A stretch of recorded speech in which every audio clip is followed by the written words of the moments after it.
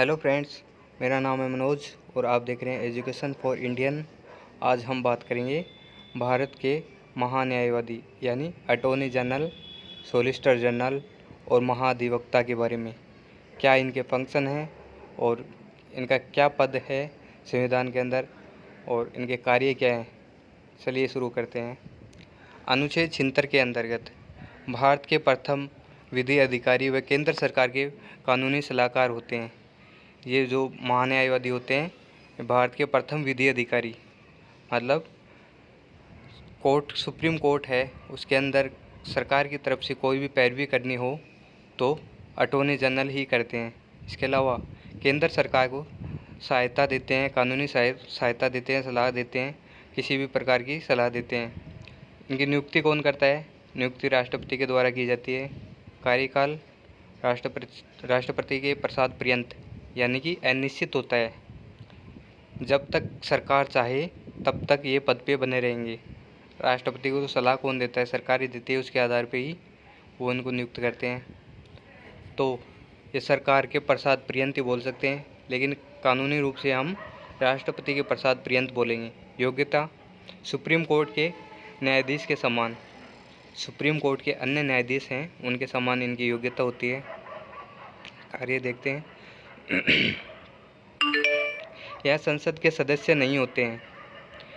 ये attorney general सदस्य नहीं होते हैं किसके? संसद के, लेकिन संसद की बैठकों में भाग ले सकते हैं। कौन से अनुच्छेद के अनुसार?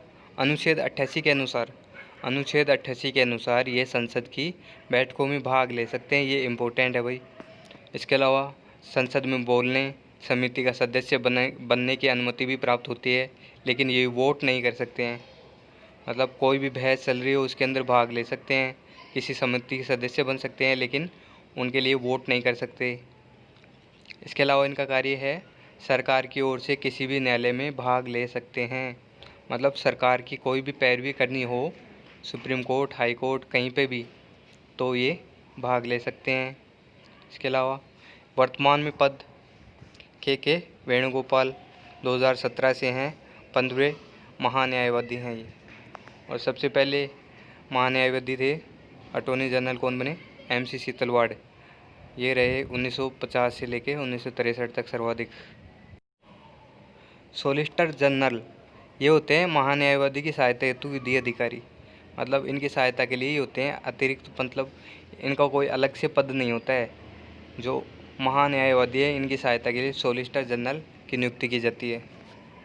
आगे वेतन मिलता है भारत की संचित निधि से। ये लोक सेवक नहीं होते हैं और RTI लागू इन पे नहीं होती है, इनका भी ध्यान रखना। कई बार क्या होता है, जो पर्सन होते हैं कथन और कारण वाले, उसके अंदर आ जाता है कि ये लोक सेवक होते हैं, इन पे RTI लागू होती है, RTI के अंतर्गत आते हैं, लेकिन ये ऐसा नहीं होता है। इनका ध्यान रखना, न तो ये लोक सेवक हैं और न ही ये RTI के अंतर्गत आते हैं। ठीक है। आगे है महाधिवक्ता। इनका पद राजस्थान के अंदर 1957 से आरंभ हुआ है।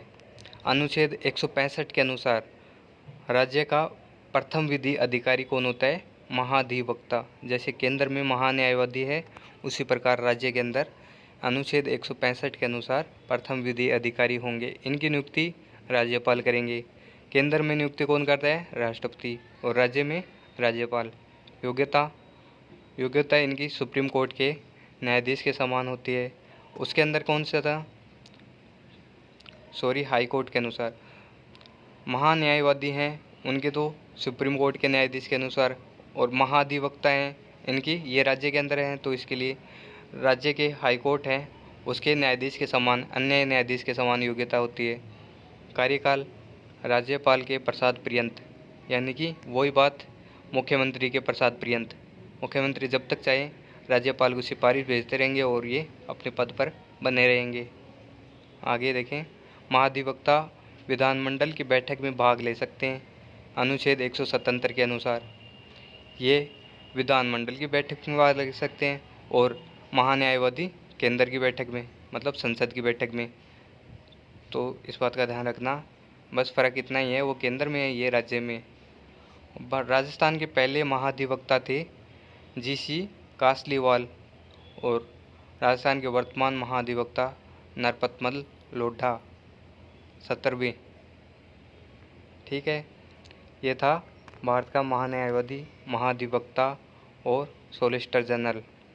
कैसा लगा वीडियो लेक्चर प्लीज़ कमेंट करके बताएं, और आगे कौन सा वीडियो आप पढ़ना चाहते हैं नीचे कमेंट करके बता सकते हैं, और चैनल को सब्सक्राइब करना ना भूलें। Thank you.